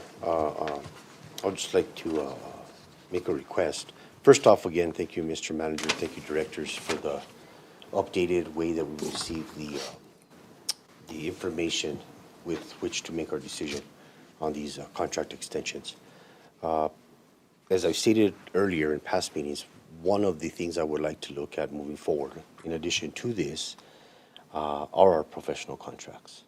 And I'd really like to see the not to exceed wording built into each contract. I'd like to have it built in, and not to exceed, not just on the contract, but not to exceed on task orders over a certain amount. Within that, the task orders that go over that certain amount require council approval. And I'd also like to see some sort of quarterly or semi-annual, like you know better than I, Mr. Madrid, of these contracts within the meeting. I know we can't answer that today, but I'd like to have that as an agenda item for review by the council and consideration in a future meeting. Ms. Cassandra, will you work on with Councilor Pacheco on that agenda item request, and then we'll, thank you. Certainly will. Thank you, Councilor. Next item?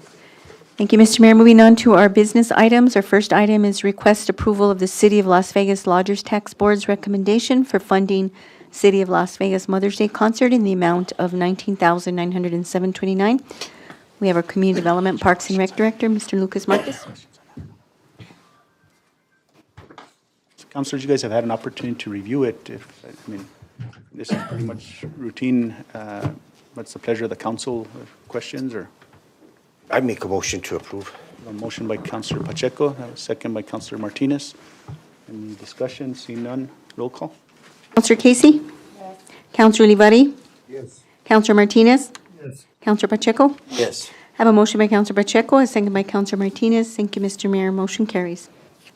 Item 2 is request approval of the City of Las Vegas Lodgers Tax Board's recommendation for funding City of Las Vegas al fresco, the amount of $14,400. Mr. Mr. Mayor, I move that we approve the Lodgers Tax Board's recommendation for funding the alfresco concerts for the amount of $14,400. A motion by Counselor Casey, do I have a second? Second. Second by Counselor Pacheco, roll call. Counselor Martinez? Yes. Counselor Casey? Yes. Counselor Pacheco? Yes. Counselor Olivari? Yes. I have a motion by Counselor Casey, a second by Counselor Pacheco. Thank you, Mr. Mayor. Motion carries. Thank you, Mayor and Council. Thank you.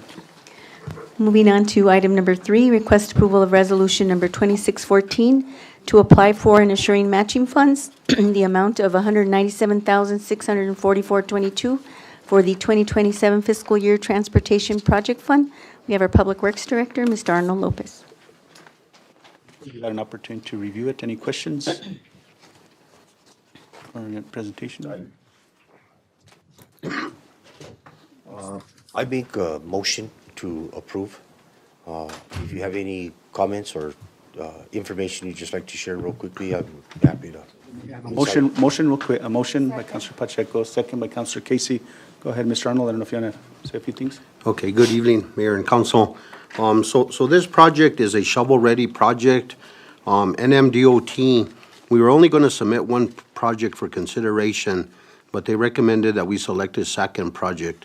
So being that this one is shovel-ready, on the shelf, ready to go, that's the reason for the selection of this project. It's greatly needed. Counselor Olivari?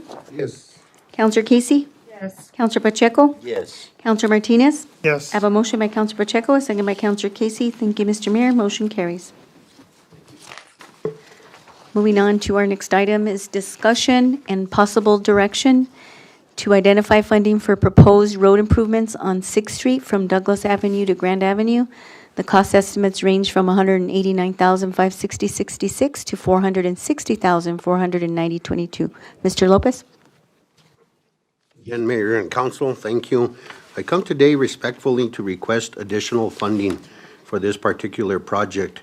Some background to it, Councilman Martinez, along with the mayor, brought this project forward. We've had a lot of requests in the past for improvements, badly needed improvements, and they're willing to put in their portion of monies remaining from their budgets.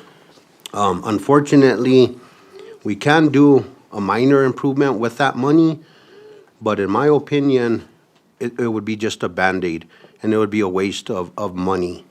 We can do the surface road improvement, but the sidewalks, and particularly the curb and gutter, is in dire need of replacement. So, and the best value to the city would be to take, there's 4 options. My recommendation to do would be the option that is in the amount of $333,408 and some change. And for the reason being is that would address this street for many years to come. It would have probably an additional life of 20, 25 years at least before you need to do anything else. So it would consist of this particular one, and the reason why I selected it is it's a little bit lower than a full reconstruction. And what we would do is utilize the existing asphalt, and it would be reclaimed along with the existing base course. It would be proof rolled, and make sure that the subgrade and everything is stable enough to sustain years of traffic. And it is a street that doesn't sustain very heavy traffic. And so going that route, and then with a brand new 3-inch asphalt surface improvement, we would take care of all the curb and gutter within that area.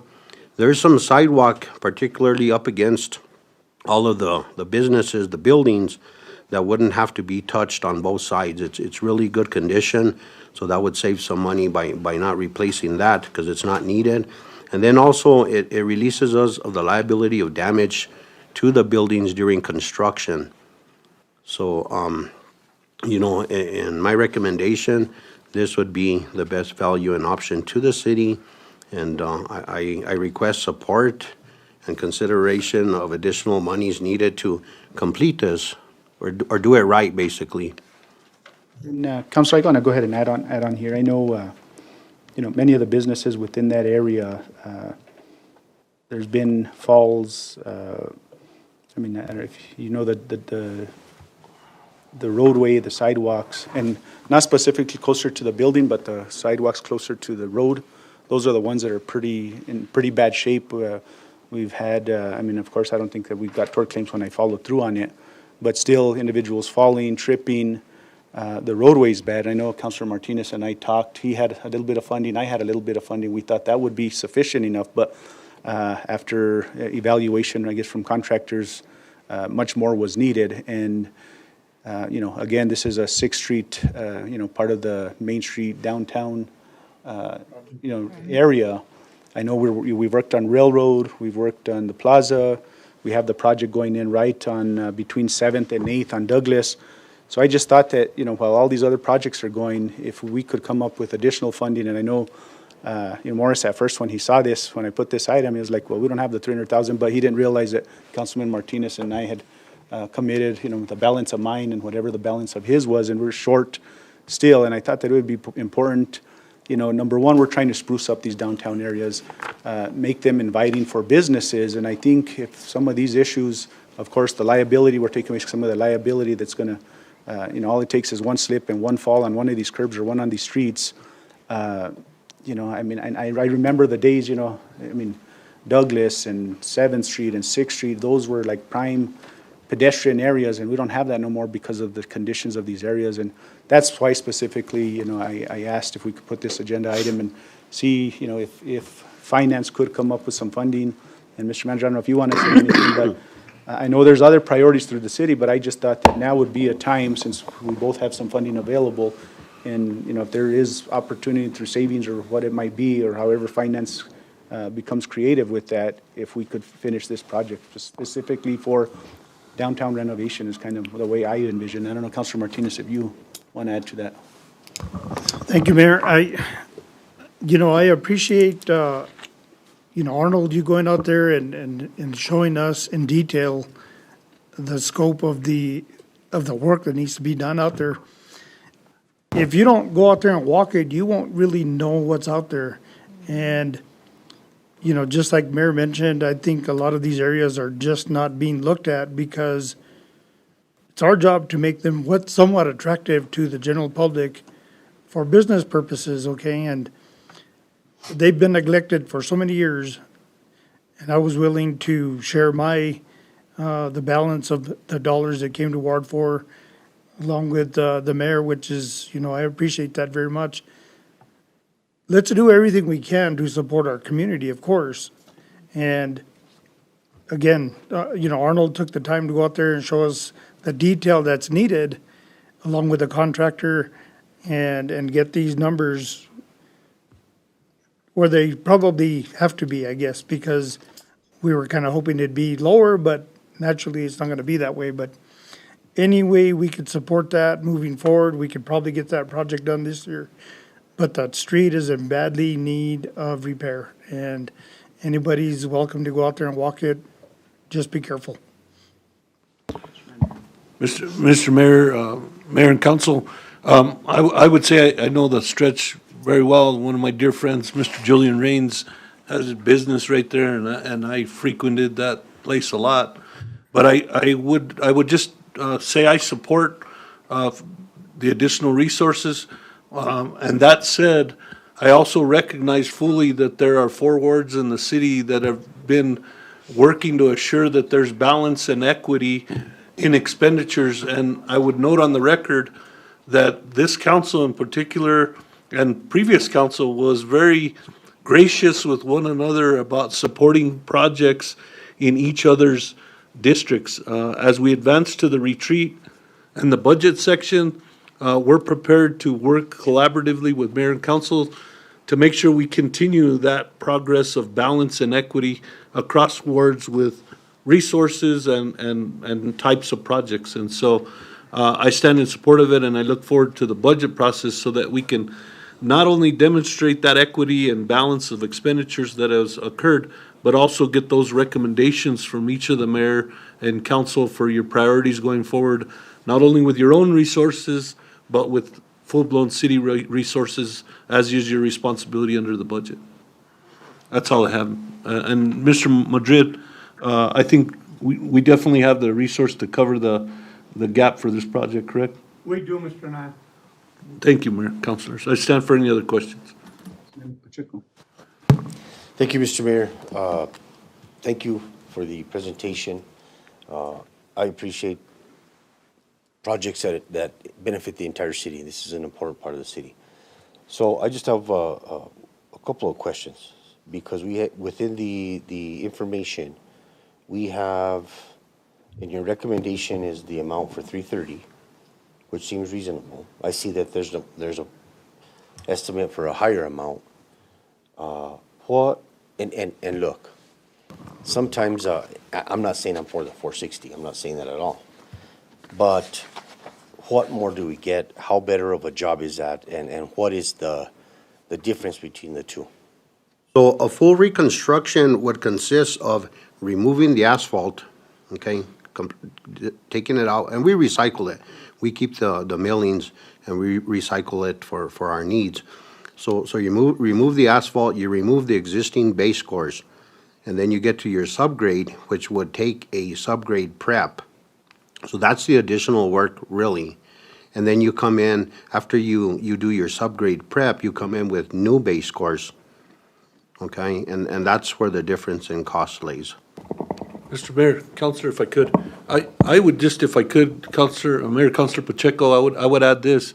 Along with that retreat process and those priorities, this particular segment, along with other segments in the city, have the old city hall in it, and some other work that we're gonna be doing to leverage as much resource as we can. And so I get the question, and I hear you, what else can we do to maybe do more? But I would also put forward, we have maybe some other improvements up the street and in other segments of the city that may be in worse repair to get them to a better standard. So I greatly appreciate the feedback. You're spot on. Those are the conversations that we have internally. But I would just note that there's some other close projects that could use some additional resource that will be part of your retreat and discussion in your budget process. Okay. So thank you for the clarification. And my point is, I believe in, let's do things the right way the first time. And if the recommended option is the right way, and that's gonna last us as a community, then I'm fine with it. But, and putting lipstick on a pig, if you will, I don't think is gonna serve any of us as a governing body, as a community. So you're confident the 333 option is the best option? Yes, sir. So again, you reclaim it, basically. So the asphalt gets milled along with the base course, so it's reprocessed, okay? And then you relay it. So we take a heavy piece of equipment and we proof roll it, after it's been compacted, watered, and the whole works. You proof roll it multiple times, and that'll identify if there's any failures below that. If there is failures, they get addressed, okay? So we'll remove soft spots that you call for that sense. So you would restabilize a bad area if so. It doesn't indicate of any bad areas like that. You could usually tell. It's just deterioration through cracking and stuff like that, but there's no surface that you could really say that there is some subgrade failure going on. But the answer to your question, yes, sir, I strongly feel that if we took that route, it would stay just as good as if we did a full reconstruction, and that's why I consider it. Thank you.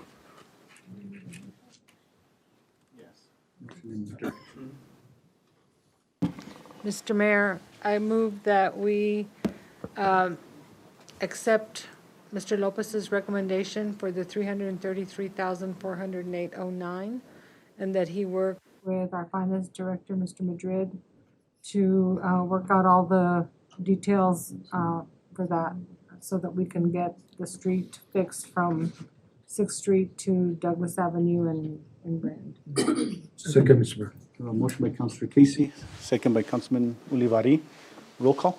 Counselor Martinez? Yes. Counselor Olivari? Yes. Counselor Casey? Yes. Counselor Pacheco? Yes. I have a motion by Counselor Casey, a second by Counselor Livari. Thank you, Mr. Mayor. Motion carries.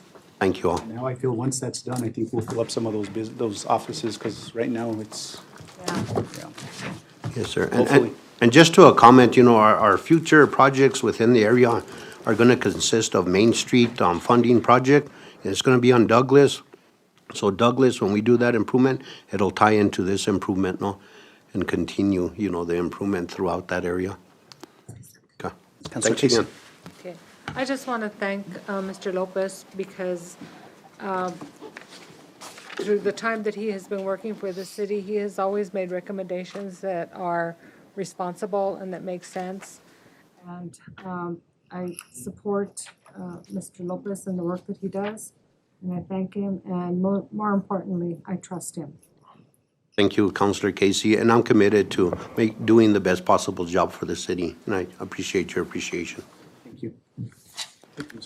Thank you, Mr. Mayor. Moving on to our next item, request approval of amendment number 2 for contract 489824 with the Sulzer Group. Mr. City Manager Anaya. Mayor and Council, I did provide that additional background information to you. I'm going to ask Ms. Deb Sulzer if she would come forward at this time. I just want to say on the record that well before I came into the role of city manager, the city mayor and council had been fighting alongside Ms. Sulzer and her group of staff that have done yeoman's work, fighting to get resources back to the city, and also provided direct assistance during some of the difficulties that came from the flooding and the freeze. And so I want to note that on the record. Since the time that I've been working along Ms. Sulzer and the group, it's been ups and downs and major challenges continued, but we've worked well. We're finally, let me say it this way. We were finally to the point where we were garnering more resources back from FEMA, but through no fault of the mayor and council or staff or her group, a lot of challenges happened at the federal level that have nothing to do with the work that we've done to this point. But that said, we're excited about the opportunity with the new FEMA director once they do get funded. Mayor, yourself and I had the opportunity to have a discussion with Nancy, who was very straightforward in the process of trying to get this thing taken care of and get our resources in. But I'll just leave it at that. Ms. Sulzer, if you talk just briefly about your funding and how it ties directly back to CAT-Z funding and projects, that would be helpful, and then we stand for any questions, Mayor and Councilors. Good afternoon. Good afternoon, everyone. Thank you very much for allowing me to be here today. The one great thing, the best pitch I ever give to a client when we offer our services to them is that by and large, the majority of what we charge, we try very, very hard to be reimbursed from FEMA so that it becomes a zero actual out-of-pocket for our clients. And we've been, we're going on 20 years now. We've been super, super successful in doing that. So it is definitely something that I take a lot of pride in. So basically what we have done with all of our invoices and all of our fees is we have tagged them to either FEMA projects or claims office projects. There's only one invoice that had to do with the diesel spill that we segregated out, that I've been talking to the city manager about maybe some alternate ways to get that reimbursed as well. So for the most part, right now, we have almost every dollar accounted for in a reimbursement. Now, the claims office presents its own sort of challenges, so that's still kind of an unknown on how they're going to handle help with claim preparation or technical assistance and things like that, but we're making arguments that those things get included. So I'll stand for any questions, but Ms. Deb, if you don't mind, I know, Councilor Pacheco, and I don't know if he's had an opportunity to sit down with you yet, but if not, maybe here, moving forward, you can sit down with him. And I think if you could just explain the CAT-Z and the reimbursement, the service you provide had instead of if we had an attorney and then them doing public assistance. Can you kind of explain that portion, that how your services are reimbursable versus if we went another way? Sure. The FEMA program acknowledges, the PA program acknowledges that it's complicated, it's time-consuming. So they allocate funding, which ends up being, it's capped at 5% of whatever the total grant amount is. So that's the space that we usually try and target our fees to match whatever that 5% ends up being.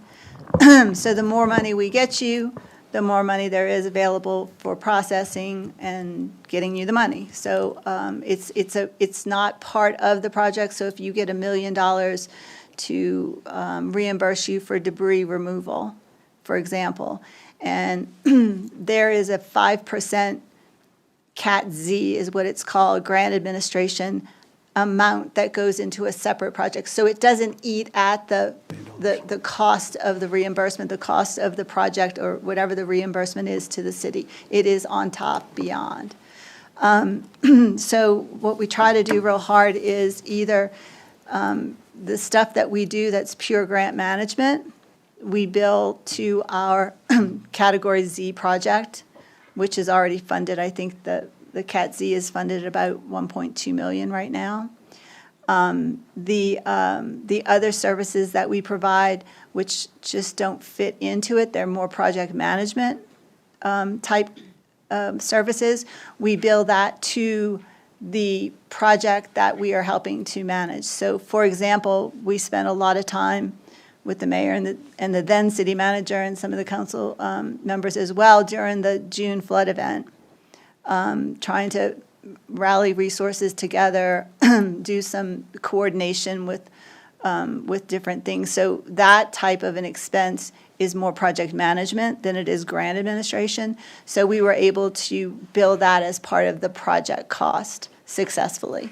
So the city has been reimbursed for that portion of our fees. It's one reason why why our invoices are so complicated, because we really try and tag our time to an eligible project, whether it's CAT Z or project management within whatever the project happens to be. So it's kind of a long answer, Mayor. I don't know if I hit exactly what you're I think in general. But I'm happy to meet with Councilman Pacheco and kind of give you the FEMA 101 that I've given most of the other council members. Thank you. Councilors, questions, comments? What's the pleasure? Mr. Mayor, I want to make a comment. Back for those flooding events that we had back in June, and I have to, thank you for, the support that you've given the community, our community, the city of Las Vegas. The networking, the resources that you have is what brought us back to life. We were drowning, without water, of course, but such an important, part in it was the fact that you were able to bring those resources to, fruition. So it was an important piece for me. Again, I think you continue to prove yourself to the city of Las Vegas with every detail that is written here. So, Mr. Mayor, I would go ahead and move to approve amendment number 2, contract 4098-24 with the Salsa Group. Second, Mr. By Mayor. Councilor Martinez, second by Councilor Casey. Any other discussion? Seeing none, roll call. Counselor Olivari? Yes. Counselor Martinez? Yes. Counselor Casey? Yes. Counselor Pacheco? Yes. I have a motion by Counselor Martinez, a second by Counselor Casey. Thank you, Mr. Mayor. Motion carries. Thanks so much. Thank you, Deb. Thank you, Mr. If I could just have Yeah. a comment after that. Go ahead. I'm comfortable moving this forward, but again, I would like to when we have these types of contracts with outside vendors, I would like to develop an exit strategy built into the contract. Because eventually this is going to end, there's a service that they're providing. And not to beat a dead horse, but our caps and things of that nature as we're going through. And then just be careful in the RFP process. This is hindsight's always 2020. This is our second amendment of the original contract. Was our original RFP not detailed enough? I realize there's emergency situations that I'm not entirely well versed on at this point, but just some things to consider as we move some of these fiscal processes and contracts ahead in the coming years. Thank you. Thank you, Councillor. Thank you, Mr. Mayor. Moving on to our next item, request approval of a memorandum of agreement between the Las Vegas Police Department and New Mexico State Parks and New Mexico State Forestry. We have our police chief, Mr. Caleb Marcus. Good evening, Mayor, Council, Mr. Manager. Thank you. So I'm bringing forward a memorandum of agreement to enter into a partnership to utilize our shooting range for the New Mexico State Parks and Forestry Division. We are opposed into entering this MOA with New Mexico State Parks to utilize the City of Las Vegas Police Department shooting range for training and firearm qualifications. This agreement establishes the terms and conditions under which New Mexico State Parks personnel may schedule and conduct firearm training at the city range. This arrangement supports interagency cooperation, ensures that law enforcement personnel within the region maintain required firearms proficiency and certification standards. The Las Vegas Police Department maintains a certified shooting range facility suitable for law enforcement training and qualification exercises.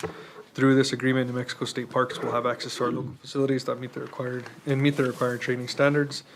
And we are recommending approval. This has also been approved through our self-insurance fund as well as our local attorney. So it's been checked on multiple times by multiple attorneys. Councilman Pacheco. Mr. Mayor, I make a motion to approve the memo with State Parks and State Forestry, as well as the HU Police to use the shooting range. Let's do one at a time, please. Okay. So a motion on item 6. 6. And so a second by Councilman Olivari. Roll call. Counselor Casey? Yes. Counselor Martinez? Yes. Counselor Pacheco? Yes. Counselor Olivari? Yes. I have a motion by Counselor Pacheco, a second by Counselor Olivari. Thank you, Mr. Mayor. Motion carries. Moving on Motion for approval of item 7. Motion by Councilman Pacheco, second by Councilor Casey. Roll call.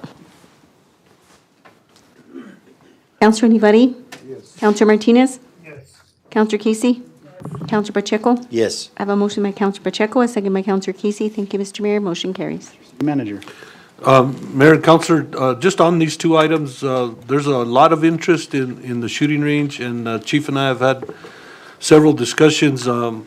Chief, I have one that we got a direct request to coordinate with the 4-H program through the county, San Miguel County, but I just want to commend the chief and his team. We have a valuable asset there, and I really think we can get our hands around some additional, not huge improvements, but some significant improvements that'll bolster it as a regional shooting range to be useful by many others. But I just want to commend Chief and his team for the work that they've done to sustain it and bring agreements like this forward.